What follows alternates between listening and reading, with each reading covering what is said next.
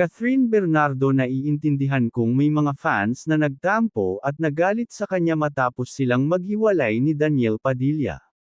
Kung may mga supporters sila ni Daniel na nagulat at hindi sumang-ayon sa kanilang paghihiwalay, tanggap daw niya ito dahil alam niyang hindi niya kontrolado ang isip at puso ng mga tao. Pero abot langit naman daw ang pasasalamat niya sa mga fans nila ni DJ na hindi bumitiw sa pagmamahal at pagsuporta sa kanya, sa kabila ng mga nangyari. Masakit at mahirap din daw para sa kanya ang mga naging kaganapan sa personal niyang buhay nitong nagdaang taon, pero hindi siya nagpatalo sa pagsubok at naging matapang sa pagbangon at pag-move on. Lahat tayo may kanya-kanyang way of coping mechanism sa lahat ng nangyayari.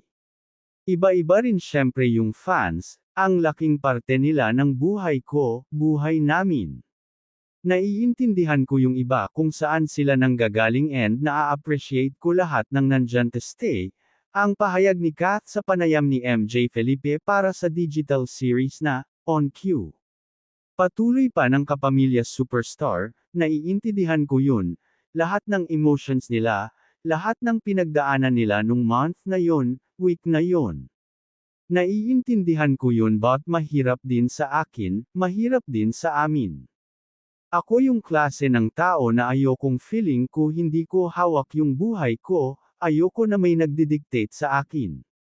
It was a challenging year for everybody, especially the last quarter, and for the fans as well, aniya pa. Mariin pang sabi ni Catherine, kung ako yung fan din siguro na kailangan ko rin tanggapin yung desisyon ng idol, kahit alam kong hirap na hirap ka, kasi you love this person so much, so kailangan susuportahan ko yung gusto niya. And binigay nila yun sa akin. Doon ko na feel na grabe, itong mga tao to, more than their support and anything, nakikita kanila as tao. Ang galing, ibang klase sila. Nag-thank you ako, yun yung di nila pina-feel sa akin na I need to explain anything, they respected that. Slowly, things are getting better, pagbabahagi pa ng dalaga. Ang punto pa ng ex ni DJ, hindi ko naman sila pinipilit, ibinibigay ko sa kanila yung freedom to decide. But this is me, this is what I want to do.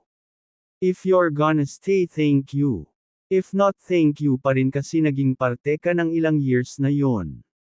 If a woman is happy or contented, hindi mo na kailangan e-explain yung sarili mo. It just shows how happy you are and maybe yun yung nakikita ng tao sa'yo ngayon.